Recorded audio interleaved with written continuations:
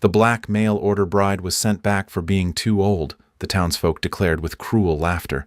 But the weathered rancher stepped forward through the dust and whispered, "Just be mine." The woman stood dignified amid the mockery, her graying hair and lined face marking her as damaged goods in their eyes. They expected her to crawl back east in shame, another broken promise discarded like yesterday's newspaper. But the silent rancher saw something else, a strength that matched his own desperate need. His calloused hands trembled not from age but from the weight of secrets hidden in his barn, secrets that could cost him everything he'd built on this harsh frontier. The woman's intelligent eyes studied his face, sensing the unspoken truth that lurked beneath his gruff exterior. Will she discover what he's hiding before the town's whispers turn into something far more dangerous? Before we continue, comment where you are tuning in from. Perhaps we will publish a story there. The stagecoach wheels ground to a halt in Cedar Ridge, Wyoming, kicking up clouds of dust that settled on everything like judgment itself. Josie Delacroix stepped down with careful dignity, her worn brown dress and weathered traveling bag marking her as someone who had known better days. At 42, her face carried lines of experience that spoke of wisdom rather than youth. The townspeople gathered like vultures drawn to fresh carrion. Their whispers cut through the afternoon air with surgical precision. Too old, not what was promised, a disappointment wrapped in faded calico. Mayor Whitfield cleared his throat and unfolded a letter with theatrical flourish. His voice carried across the dusty main street like a town crier announcing executions. The intended husband had sent his regrets. The woman was not suitable. She would be returned on tomorrow's eastbound stage. Laughter rippled through the crowd like poison spreading through a water well. Mrs. Whitfield led the chorus of cruel amusement, her sharp features twisted into something resembling satisfaction. The other women nodded and clucked their tongues, grateful for entertainment that cost them nothing but compassion. Josie stood motionless in the center of their mockery. Her spine remained straight despite the weight of their scorn. She had faced worse than small-town cruelty. Philadelphia's charity offices had taught her that dignity was something no one could steal, unless she handed it over willingly. The boarding house keeper approached with reluctant charity.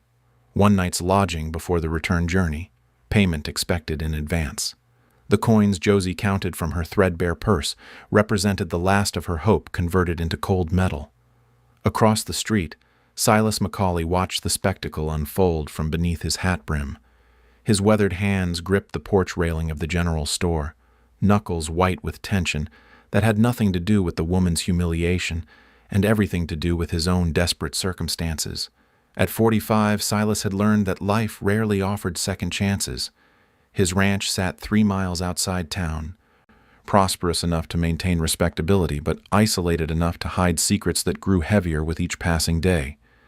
The townspeople knew him as a widower who kept to himself, a man who bought supplies in quantities that seemed excessive for a bachelor, but who never explained his needs. Judge Harrison emerged from his office, drawn by the commotion like a spider sensing vibrations in his web. His calculating eyes assessed the situation with the cold precision of a man who had built his authority on other people's misfortune. Behind him lurked Sheriff Coleman, a large man whose badge gave weight to the judge's pronouncements. The crowd began to disperse as the entertainment value diminished. Josie gathered her belongings and followed the boarding house keeper toward a building that leaned against its neighbors like a drunk seeking support. Her footsteps echoed on the wooden sidewalk, each sound marking time until her exile began. Thomas Brennan stepped from the shadows of the saloon, his eyes tracking Josie's movement with interest that seemed misplaced for a stranger. His questions to the bartender earlier had focused on families in the area, particularly those with mixed heritage. The arrival of an unexpected woman might complicate matters he had been hired to investigate. Evening settled over Cedar Ridge like a blanket thrown over a birdcage. The boarding house dining room smelled of overcooked beef and resigned dreams.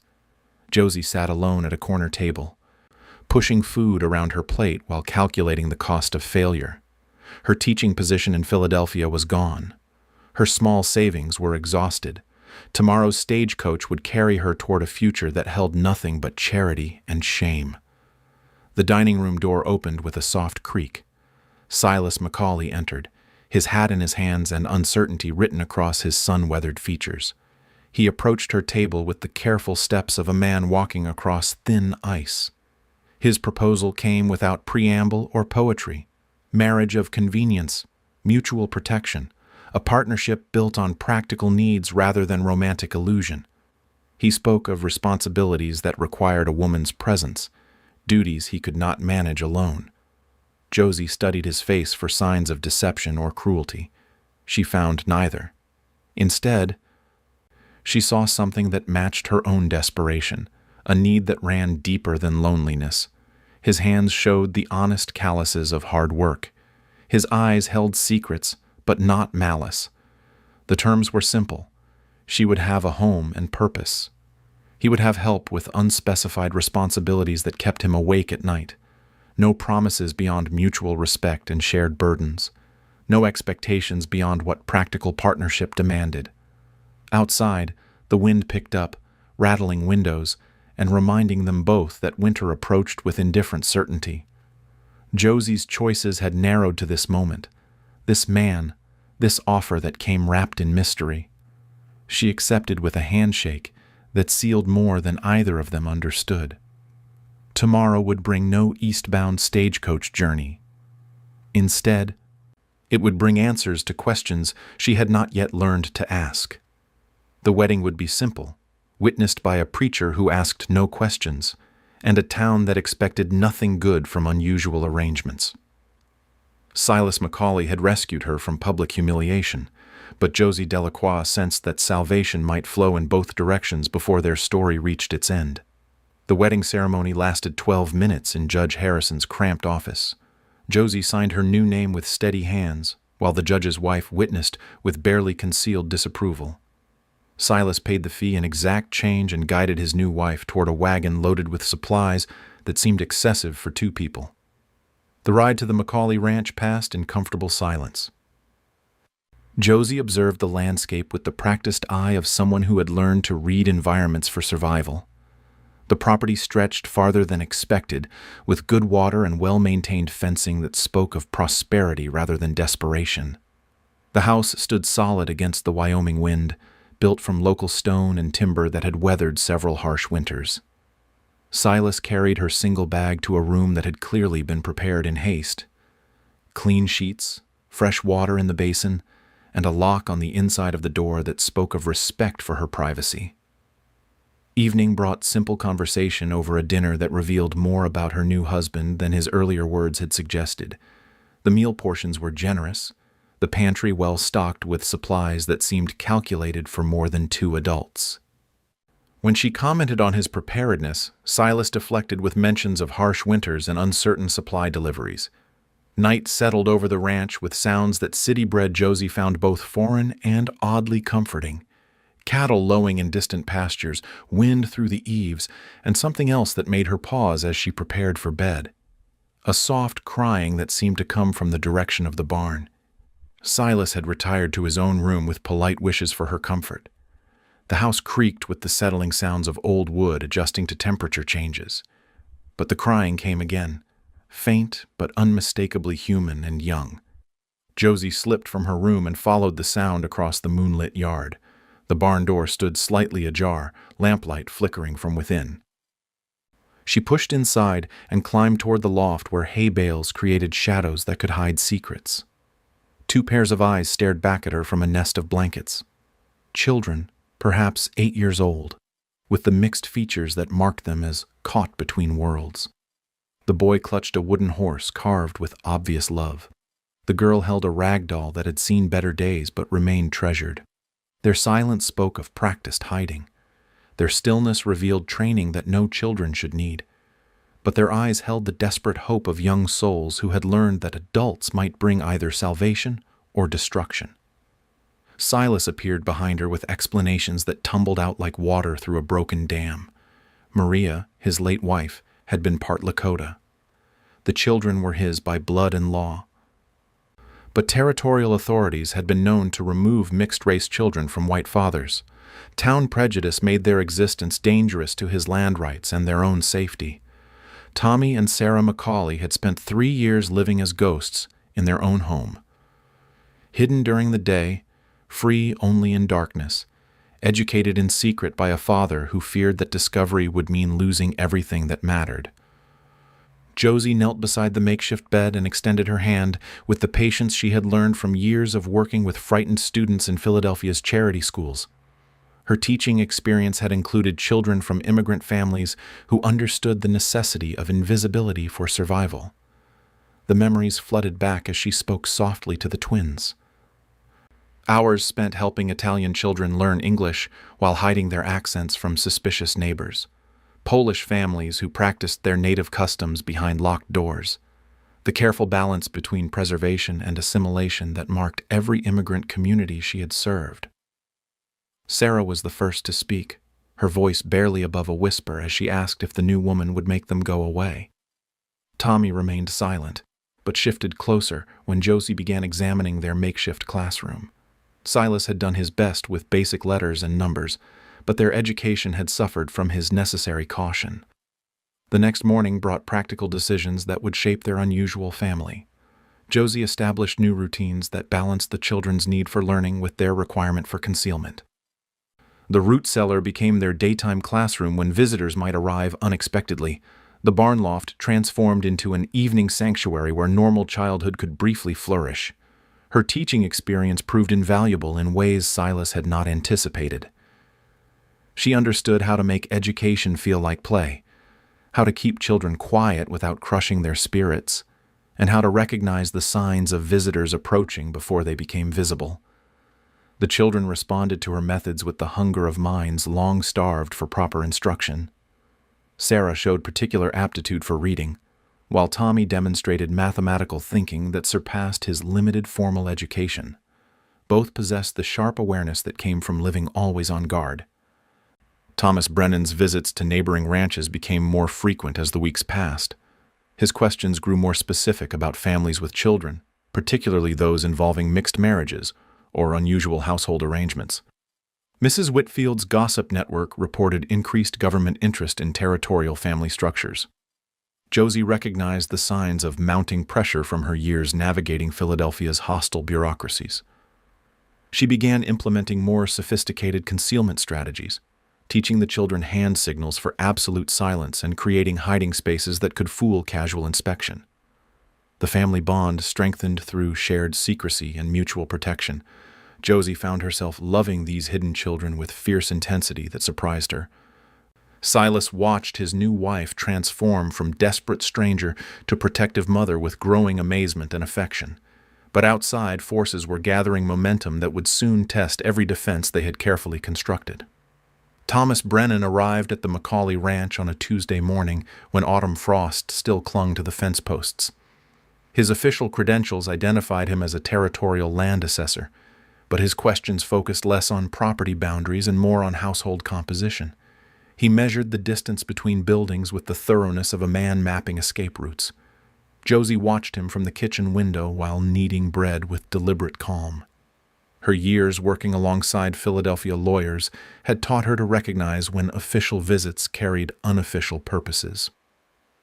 Brennan's interest in their barn, his casual inquiries about family size, and his pointed observations about supply purchases painted a clear picture of investigation rather than assessment. The children had vanished into the root cellar at the first sound of approaching hoofbeats.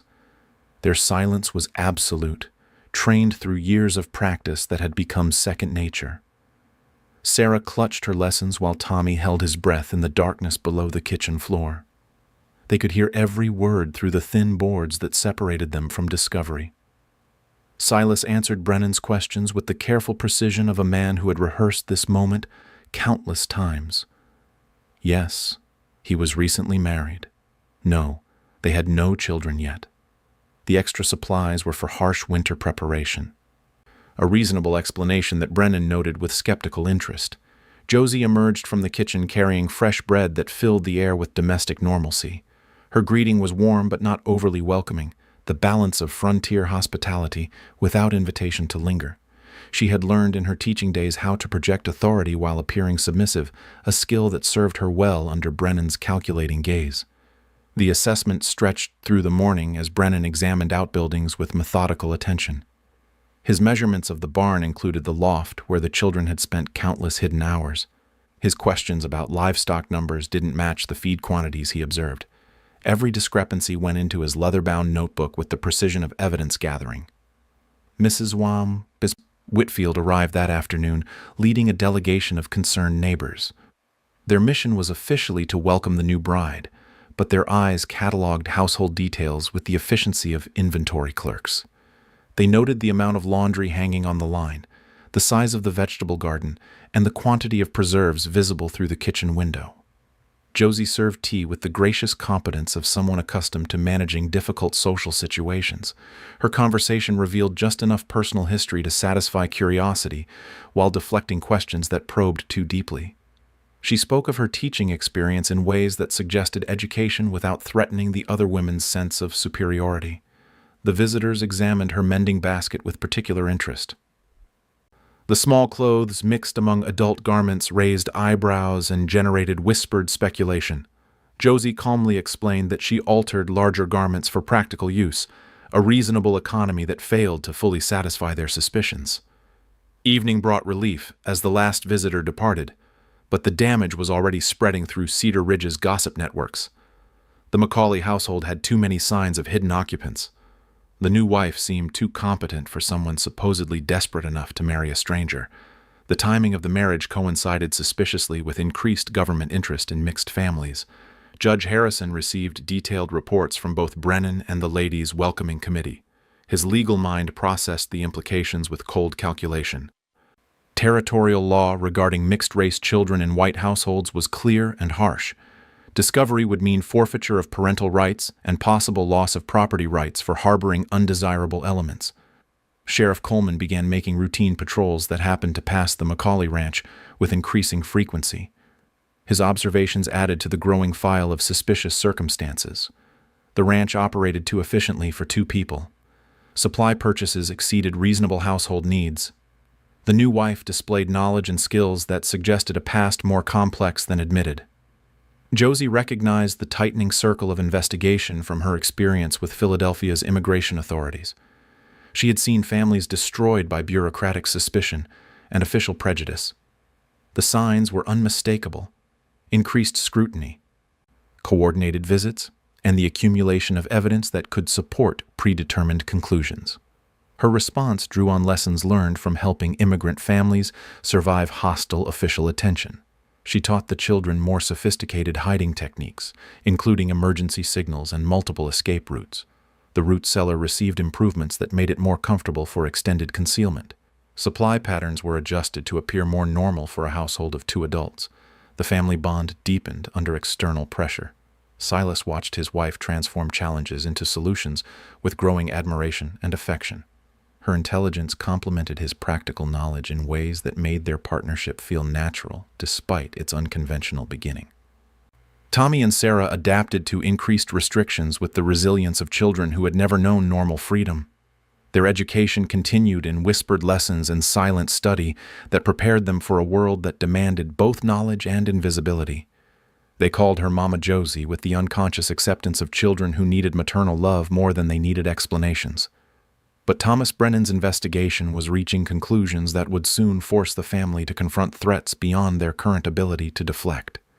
His final report was already taking shape in his careful handwriting, documenting evidence that could destroy everything they had built together. The winter winds were beginning to blow across the Wyoming landscape, carrying with them the promise of changes that would test every bond they had forged and every strategy they had developed for survival. Thomas Brennan returned to the Macaulay Ranch on a December morning when frost turned the grass silver and his breath formed clouds in the sharp air. This time he carried no surveying equipment, no official documents about land assessment. His purpose had crystallized into something far more dangerous than bureaucratic investigation. He dismounted at the front porch with the confidence of a man who held winning cards in a high-stakes game. Silas emerged from the barn, wiping his hands on a rag that couldn't disguise the tension in his shoulders. The two men faced each other across a space that measured more than physical distance. Brennan's revelation came without preamble or diplomatic softening. He was not a territorial land assessor. That identity had served its purpose during the investigation phase, but now truth became a weapon more effective than deception. His actual profession was messenger and negotiator, hired by parties with legal claims that superseded current arrangements. The children were listening from their hiding place beneath the kitchen floorboards. Sarah's hand found Tommy's in the darkness, their silent communication perfected through years of necessary concealment. Above them, they could hear their father's voice change from wariness to something approaching desperation. Maria Standing Bear Macaulay had not died without family who remembered her. Her brother, Chief Standing Bear, had spent 3 years searching for the children who carried his sister's blood and his family's future. Tribal law and territorial agreements gave him legal standing that could override Silas's paternal claims under the right circumstances. Josie emerged from the house carrying coffee that no one wanted, but that provided her hands something to do while her mind processed implications that threatened everything they had built together. Her experience with Philadelphia's legal complexities had taught her to recognize when situations moved beyond simple resolution. Brennan explained his employer's position with the detached precision of a man delivering business correspondence. Standing Bear was not seeking revenge or creating difficulties for the sake of conflict. He simply wanted his sister's children returned to the family that could provide them with proper cultural education and tribal protection. The legal framework supported his claims in ways that Silas had not anticipated. Territorial courts often deferred to tribal authority in matters involving mixed heritage, particularly when white fathers could not provide adequate cultural education. The children's hidden existence could be interpreted as evidence of inadequate care rather than protective necessity. Silas's world tilted on its axis as he realized that his careful concealment had created legal vulnerabilities rather than safety. The very secrecy that protected Tommy and Sarah from town prejudice could be used to argue that he was unfit to provide them with proper upbringing. His love for his children had become a weapon that could be turned against him. Standing Bear himself was not present for this initial negotiation. But Brennan painted a picture of a man who combined traditional authority with modern education. He had attended Eastern schools, understood white legal systems, and possessed the political connections to enforce his claims through either territorial or tribal courts. The children would be welcomed into a community where their mixed heritage was celebrated rather than hidden. They would learn languages, customs, and skills that connected them to their mother's people. They would grow up with pride in their identity rather than shame about their existence. Josie listened to these arguments while calculating their devastating accuracy. Her years helping immigrant families had taught her that children caught between cultures often suffered regardless of the love surrounding them. The promise of cultural acceptance carried weight that mere parental devotion could not match. But the implications extended beyond simple custody arrangements. Standing Bear's legal challenge would necessarily expose the children's existence to territorial authorities. The investigation that followed would examine every aspect of their concealment, every decision that had prioritized secrecy over official compliance. Judge Harrison would be forced to rule on matters that touched his deepest prejudices. Sheriff Coleman would need to enforce decisions that could tear apart a family whose only crime was trying to survive in a hostile environment. The town that had already rejected Josie would find new reasons to celebrate the destruction of an arrangement that had never fit their narrow definitions of acceptable. Brennan's deadline was reasonable but inflexible. Standing Bear would arrive within 2 weeks to meet his niece and nephew and begin the legal process of claiming custody. The children would have time to adjust to the idea of leaving the only father they remembered for an uncle who existed only in their mother's stories. Silas's response came from depths of parental desperation that transcended legal technicalities. These were his children, raised with his love, shaped by his sacrifice, protected by his vigilance through years when discovery could have meant losing everything. No distant relative with theoretical claims could understand the bonds forged through shared hardship and mutual devotion. Josie watched her husband's face cycle through emotions that ranged from fury to heartbreak. Her own attachment to Tommy and Sarah had grown beyond her ability to measure or control. The thought of losing them felt like anticipating amputation of essential organs. But beneath the emotional turmoil, her analytical mind was already working on problems that legal confrontation would create for everyone involved. Standing Bear's claims might be legally valid, but their enforcement would destroy more than one family arrangement. The children themselves would become pawns in a conflict between adults who claimed to love them. The winter wind rattled the windows as if nature itself was protesting the coming disruption of their carefully constructed sanctuary. Standing Bear arrived on a January morning that sparkled with fresh snow and crystalline air. He rode with dignity that commanded respect, even from those predisposed to prejudice. His education showed in his bearing. His clothes reflected prosperity rather than primitive stereotypes, and his eyes held the calm authority of someone accustomed to being heard rather than dismissed. Josie had spent sleepless nights preparing for this encounter. Her experience mediating family disputes in Philadelphia's immigrant communities had taught her that successful negotiations required understanding all parties' deepest needs rather than their stated positions. She had arranged the meeting at the ranch rather than in town, creating neutral ground away from hostile witnesses.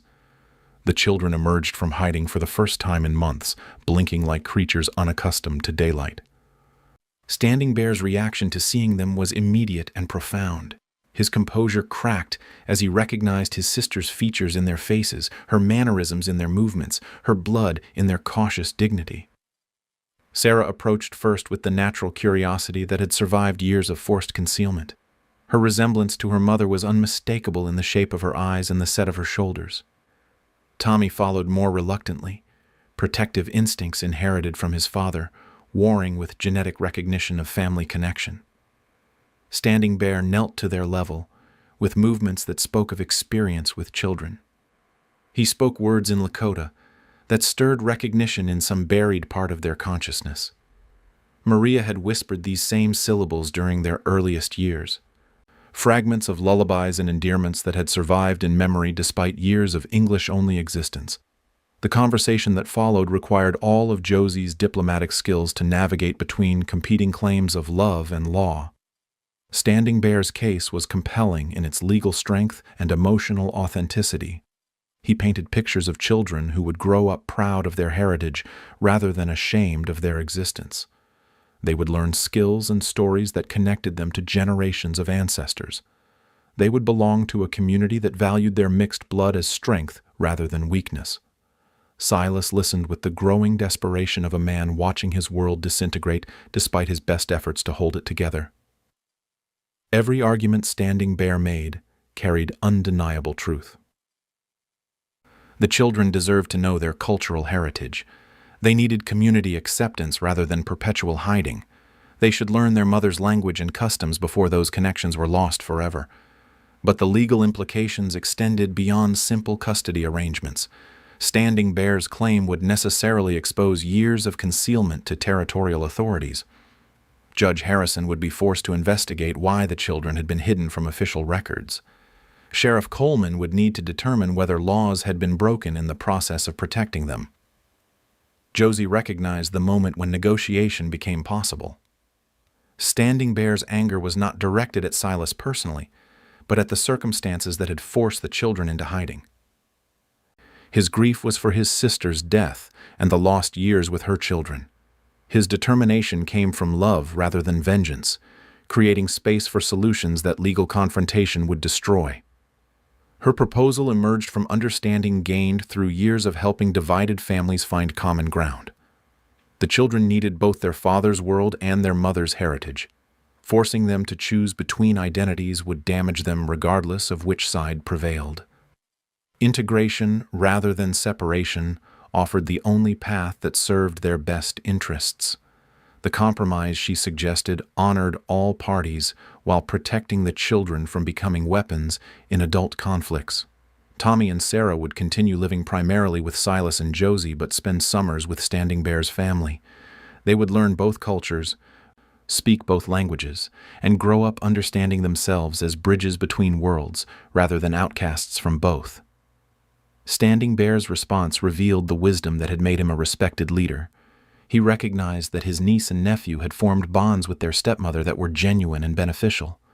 Josie's love for them was evident in every protective gesture, every educational plan, every sacrifice she had made for their welfare. The legal protection this arrangement would require could only come through adoption that recognized all family connections. Standing Bear proposed formally adopting Josie as his sister, creating kinship bonds that would extend tribal protection to the entire family. This would give them standing under both territorial and tribal law that could resist outside interference. The ceremony that followed was simple but profound. Standing Bear spoke words that made Josie part of his family with the same authority that had made the children part of Silas's household. The legal implications were complex but powerful, creating protections that individual claims could not provide. News of the arrangement reached Cedar Ridge within days, carried by Thomas Brennan and confirmed by official documents that no one had expected. The town's reaction was predictably hostile. Judge Harrison called emergency meetings to discuss the implications of tribal law superseding territorial authority. Mrs. Whitfield organized protests against allowing such arrangements to set precedents. But Josie's moment of moral authority came when she addressed the gathered townspeople with the calm dignity that had sustained her through months of concealment and years of prejudice. Her words carried the weight of lived experience and intellectual clarity that could not be dismissed or ignored. She challenged them to consider whether their actions served justice or merely satisfied prejudice. She asked whether children's welfare mattered less than adult comfort with familiar arrangements. She pointed out that their community could choose between becoming known for wisdom or remembered for cruelty. Several townspeople found themselves nodding despite their initial hostility. Her argument was too reasonable to dismiss, her love for the children too obvious to question. 1 year later, the Macaulay Ranch had transformed into something Cedar Ridge had never seen before. The barn that once hid frightened children now echoed with laughter as Tommy and Sarah played freely in its loft. Their voices carried across the yard without fear of discovery or punishment for existing. The kitchen table that had served meals in whispered silence now hosted conversations in 3 languages. Sarah's Lakota was progressing faster than Tommy's, but both children switched between English, their mother's native tongue, and their father's frontier vernacular with the effortless fluency of true bilingual speakers. Standing Bear visited monthly, bringing stories and skills that connected his niece and nephew to their broader heritage. He taught Tommy to carve with tools that had belonged to his grandfather. He showed Sarah beadwork patterns that carried family history in their colors and designs. These lessons happened in daylight now, witnessed by neighbors who had learned to accept what they could not change. The legal protections their unusual family arrangement provided had proven more powerful than anyone anticipated. Territorial authorities found themselves unable to challenge tribal adoptions without risking broader conflicts with native nations. Judge Harrison's attempts to investigate the family's past arrangements had been quietly discouraged by officials who preferred stable peace to legal precedent. Josie's transformation from rejected mail-order bride to respected community mediator had occurred gradually but undeniably. Her intelligence and diplomatic skills had resolved disputes that might otherwise have escalated into violence. Families brought her their problems because she understood how to find solutions that honored everyone's dignity while serving practical needs. Mrs. Whitfield's gossip network still functioned, but its targets had shifted. The woman who had once led cruel laughter at Josie's public humiliation now sought her advice on family matters. The conversion was incomplete and grudging, but it represented progress that would have seemed impossible during those first bitter days. The ranch prospered under management that combined Silas's practical knowledge with Standing Bear's trading connections and Josie's organizational abilities. Their cattle were healthier, their crops more diverse, and their financial position stronger than it had been during the years of hiding and fear. Tommy and Sarah had grown taller and more confident, their personalities emerging from the shadows where fear had once kept them confined. Sarah showed her mother's artistic inclinations combined with her stepmother's intellectual curiosity. Tommy demonstrated mechanical aptitude that impressed his father and tactical thinking that pleased his uncle. The children's education had expanded beyond basic literacy to include subjects that would prepare them for whatever futures they chose. Josie taught them history and literature with the thoroughness of her Philadelphia training. Silas showed them ranching and practical skills essential for frontier survival. Standing Bear provided cultural education that connected them to ancestral wisdom. Their summer visits to the reservation had become celebrations anticipated by both communities. The children served as bridges between worlds that had previously viewed each other with suspicion and hostility. Their comfort in both environments demonstrated possibilities that adults had never considered. The Macaulay family's success had not eliminated prejudice from Cedar Ridge, but it had forced that prejudice to operate in shadows rather than public squares. Open hostility had become socially unacceptable, replaced by grudging tolerance that might eventually evolve into genuine acceptance. Thomas Brennan had departed for other territories after completing his mission, but his final report had noted the family's stability and the children's well-being with professional satisfaction. His work had achieved its intended goal of reuniting separated family members while creating unexpected benefits for everyone involved. Sheriff Coleman's patrols still passed the ranch regularly, but their purpose had shifted from surveillance to neighborly checking. His relationship with Silas had evolved from suspicion to mutual respect, based partly on the family's obvious stability and partly on their contributions to community peace. The winter evening when Josie's greatest test arrived came without warning or fanfare. The stagecoach that pulled into Cedar Ridge carried another rejected mail-order bride, another woman whose age and appearance had disappointed expectations and prompted cruel laughter from assembled townspeople. The scene replayed with painful accuracy. Mayor Whitfield read another rejection letter. Mrs. Bray? Whitfield led another chorus of cruel amusement. The woman stood alone in the center of mockery that echoed across months in memory. But this time, Josie Macaulay stepped forward from the crowd with authority that commanded attention and respect. Her presence changed the dynamic immediately, shifting focus from victim to protector, from entertainment to intervention. Her words were few but carried weight that silenced laughter and transformed cruelty into shame. She offered practical help and human dignity to someone who needed both desperately. Her actions demonstrated the kind of community Cedar Ridge could become if it chose compassion over comfort. Silas watched from across the street with pride that had grown deeper than romantic love. His wife had become the moral center of their community through strength that transformed challenges into opportunities for growth. Her journey from humiliation to leadership had created pathways others could follow toward better versions of themselves. The rejected woman accepted Josie's offer of temporary shelter and guidance. Her story would unfold differently because someone remembered what rejection felt like and chose to offer what had once been denied to her. That evening, the Macaulay family gathered around their kitchen table for dinner that celebrated more than daily sustenance. They had created something unprecedented in their corner of Wyoming territory. A family built on love rather than convention, sustained by wisdom rather than tradition, and strengthened by acceptance rather than exclusion. Their story had become proof that dignity and intelligence could overcome prejudice, and that families could be built on foundations stronger than blood or law alone.